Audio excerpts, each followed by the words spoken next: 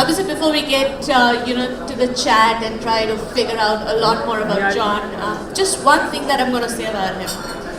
I'm really nervous sitting next to somebody who is among the top 100 influencers, thinkers, and shapes everything that HR does across the globe. So I hope we get to know a lot of insights from him. But with that, Jon, thank you for making it to India and here. The first question that I had, why did you choose the stream HR for yourself? Thank you. Wonderful to be here in this Unconference session and at the conference. Well, like lots of people come into HR either accidentally or for other reasons. Obviously there's a good aspect to that as well.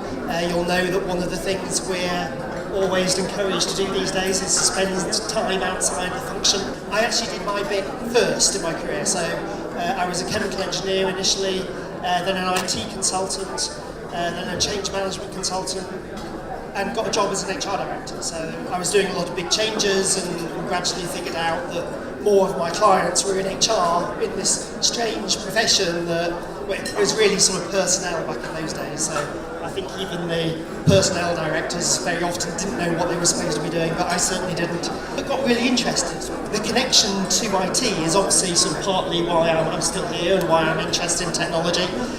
So even moving out of IT, I've always maintained that focus to my career. But I suppose for me it was about that even though technology is so amazingly important to organisations, and even though you can make very good careers in IT and so on, and it's a fabulously interesting area to work, people management is even more so. The humans in an organisation have the greatest opportunity, the greatest problems, the opportunities to confound the success of the organisation as well. So it's just a hugely exciting area to work in.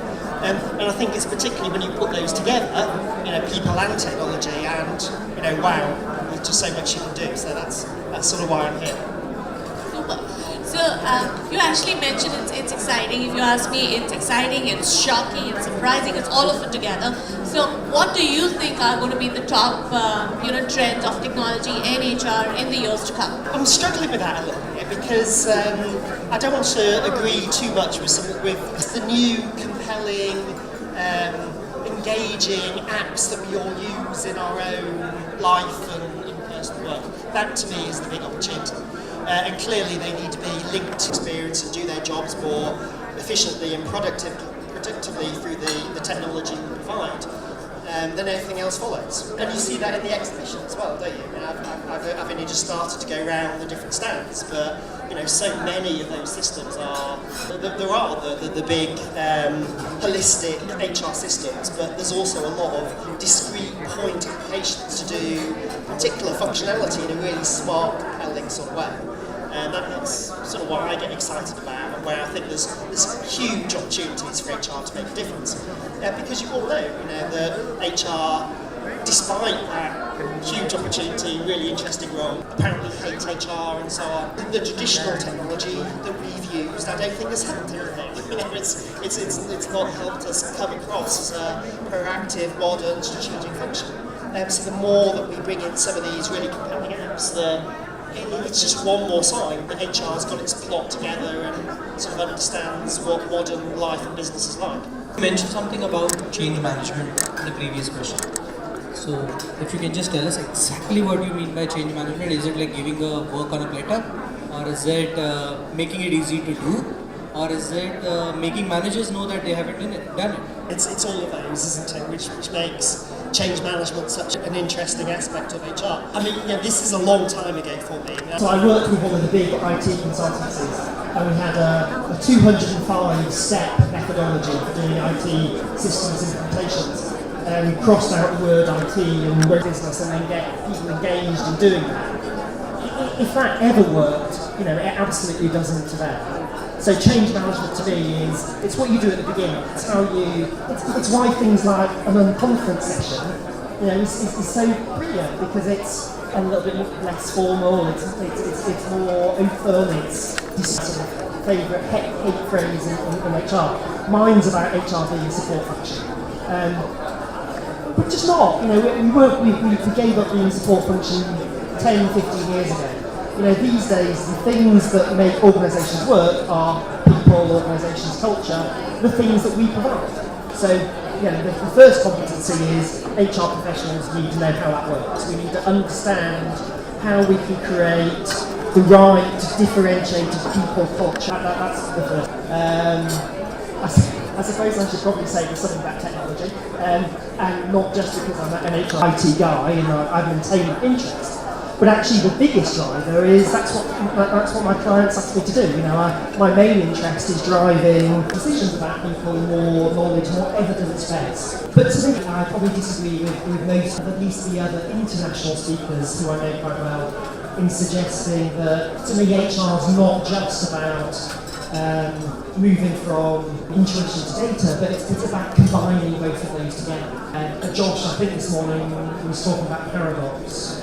The paradox in HR is how do we combine the art and the science, the data and intuition, the rationality and spirituality. One of my favourite competency themes that I try to talk a lot about, I tweet about, I have it as a Twitter hashtag I try to use quite often. It's not actually gone viral. Anybody, particularly at a HR conference, starts talking about data scientists. I say absolutely, we need that skill, but actually it's not the thing that makes the difference to HR. The difference that makes the difference is wisdom, not data. And wisdom comes from lots of different sources, including this informal processing machine in our heads. So, related to that, you spoke about creativity and the possibility of integrating things in. So, I want to ask you if you could share a very personal joy with all of us. I know it's not very common to ask the personal side of it, but whatever you think you'd like to share about yourself, which nobody else knows officially, quote unquote, we'd like to use it at the Unconference session. Well, my probably core interest is travel. I love going around the world and meeting people. I spent months travelling through India in my youth. Long time. I was just thinking whether there was a connection back to our topic around that. And actually there is. Because although we're sort of talking about HR and business and strategy and so on, the workplaces, workplace design is another area that's increasingly becoming sort of part of the HR agenda as well. Working with our colleagues in property or facilities or corporate real estate, so we don't need just repetitive, sterile meeting rooms. We need some with cubes that people can sit on and different ways that people can meet and get together. But actually, particularly in terms of creativity, the place that most people, or a lot of people, believe they're at their most creative is in the outdoors. It's just going for a walk in the open air, looking at the sky and the clouds and listening to the birds. That's a really amazingly wonderful place to be creative, actually, because there are a lot of people around who really don't believe in or agree with this idea about generations at all. So to me, absolutely, it's a thing, it exists. I suppose my concern about it is that there are so many other things which also influence the way we are and behave. Hi John, thank you so much for this. I'm going to go back to the topic of change. I think that was pretty interesting, right? And this is just an observation that I've had in my life, right? This is a contrast, and I'm going to bring out both the contrasts, okay? On our personal lives, we look forward to change. Right? I mean, how many of us would love wearing the same clothes, right? We look for new fashions. How many of us would like to eat the same food every day? We look for change in food. Travel industry wouldn't have existed if we didn't want to change of our lives, right? So, in a way, we in fact create that change within our own personal lives, right? And when it comes to work, some of this change thing has become such a big industry in itself, right? Oh my God, change is so difficult and people are going to resist the change. So, there's a very big contrast, right? So is there something that is fundamentally going wrong in the way we're doing this change thing at work? What are your thoughts? Thank you for the question. I think it relates to the one about HR after the HR support function. The second one I really object to is that people hate change. It's just complete nonsense. As you suggest, we love change. We do crazy things like getting married that changes our lives completely because we love change. Or the finesse on the quote is we love change that we control. We hate change that is done to us. That's the difference.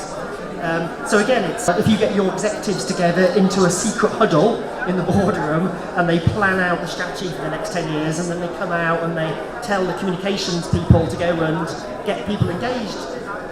just not going to happen because immediately everybody resists that type of activity. Whereas if you do that as an organisation, if you run an unconference for the whole organisation, you get the whole business in a room as part of the conversation, they'll come along with you. Again, it's that old style change process. If anybody here is a Star Trek fan, I call it the Borg model of change. That's the way we do change traditionally.